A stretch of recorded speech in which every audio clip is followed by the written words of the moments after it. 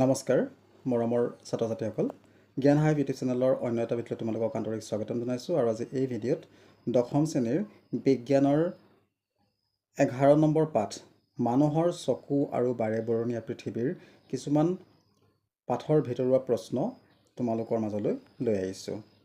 1 নম্বৰতে আছে তলৰ কোনটো চকুৰ অংশই চকুত সোমোৱা পোহৰৰ পৰিমাণ নিয়মীয়া আৰু নিয়ন্ত্ৰণ কৰে। অপশ্যনত আছে চিলিয়াৰী পেশী, কৰ্ণিয়া, লেন্স, চকুৰ মণি। তো ইয়াৰ শুদ্ধ উত্তৰটো হৈছে অপশ্যন ঘ চকুৰ মণি। 2 নম্বৰ প্ৰশ্নটো আছে চকুৰ কোনটো অংশই চকুৰ লেন্সৰ বক্ৰতা সলনি কৰে। অপশ্যনবোৰ হৈছে কৰ্ণিয়া, চিলিয়াৰী পেশী, চকুৰ মণি, চকুৰ পতা। ইয়াৰ উত্তৰ হৈছে অপশ্যন খ চিলিয়াৰী পেশী। 3 নম্বৰত আছে সুস্থ চকুৰ দূৰবিন্দু কিমান। 25 চেণ্টিমিটাৰ, 100 চেণ্টিমিটাৰ, 100 কিলোমিটাৰ অসীমত। তো ইয়াৰ শুদ্ধ উত্তৰ হৈছে ঘ অসীমত। 4 নম্বৰ প্ৰশ্নটো আছে চকুৰ দূৰবিন্দু অসীমৰ পৰা আগবাঢ়ি চকুৰ পৰা ওচৰত অৱস্থিত হ'লে কোনো ব্যক্তিয়ে ভোগা দৃষ্টিৰ বিকাৰটো হ'ব হাইপাৰমেট্ৰপিয়া, মায়োপিয়া, প্ৰেছবায়োপিয়া আৰু ওপৰৰ এটাও নহয়। তো ইয়াৰ উত্তৰটো হৈছে মায়োপিয়া।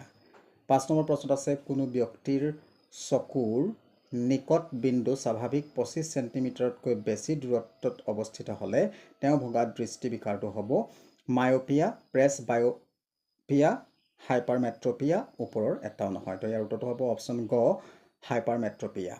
6 নম্বৰত আছে বয়সৰ বৃদ্ধিৰ লগে লগে চকুৰ উপযোজন ক্ষমতা কমি যায়, যাৰ ফলত সৃষ্টি হয় মায়োপিয়া, হাইপাৰমেট্ৰপিয়া, প্ৰেছবায়োপিয়া, ওপৰৰ এটাও নহয়। তো ইয়াৰ উত্তৰটো হৈছে গ অপশ্যন প্ৰেছবায়োপিয়া।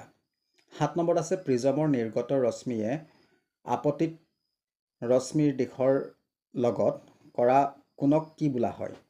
বিচ্যুতি কোণ, নিৰ্গত কোণ, প্ৰতিসৰণ কোণ, প্ৰিজমৰ কোণ। তো ইয়াৰ উত্তৰটো হ'ব অপশ্যন ক বিচ্যুতি কোণ। 8 নম্বৰত আছে তলৰ কোনটো অংশই বিভিন্ন দূৰত্ব অৱস্থিত বস্তুৰ পৰা অহা পোহৰ অক্ষিপথ নিবিষ্ট কৰিবলৈ প্ৰয়োজন হোৱা ফকাছ দৈৰ্ঘ্যৰ সূক্ষ্ম সমযোজন ঘটায়। কৰ্ণিয়া, চকুৰ পতা, স্ফটিকীয় লেন্স, চকুৰ মণি। তো ইয়াৰ উত্তৰটো হৈছে অপশ্যন ক স্ফটিকীয় লেন্স। 9 নম্বৰত আছে প্ৰিজমৰ মাজেৰে পাৰ হৈ যাওঁতে সূৰ্যৰ বগা পোহৰত থকা কোনটো ৰঙৰ পোহৰ আপতিত ৰশ্মি সাপেক্ষে আটাইতকৈ কমকৈ বেঁকা হয়। নীলা, বেঙুনীয়া, কমলা, ৰঙা। তো ইয়াৰ শুদ্ধ উত্তৰটো হৈছে অপশ্যন গ ৰঙা।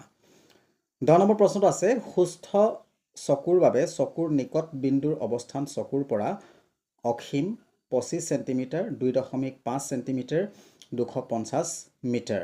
তো ইয়াৰ উত্তৰটো হ'ব অপশ্যন খ 25 চেণ্টিমিটাৰ। তো মৰমৰ ছাত্ৰ ছাত্ৰীসকল যদি ভিডিঅ'টো চাই ভাল লাগিছে এটা লাইক কৰিবা, শ্বেয়াৰ কৰিবা আৰু যদি চেনেলটো প্ৰথমবাৰৰ কাৰণে ভিজিট কৰিছা তেনেহ'লে চেনেলটো ছাবস্ক্ৰাইব কৰি কাষত থকা বেল আইকনটো প্ৰেছ কৰি অল কৰি ৰাখিবা। ধন্যবাদ।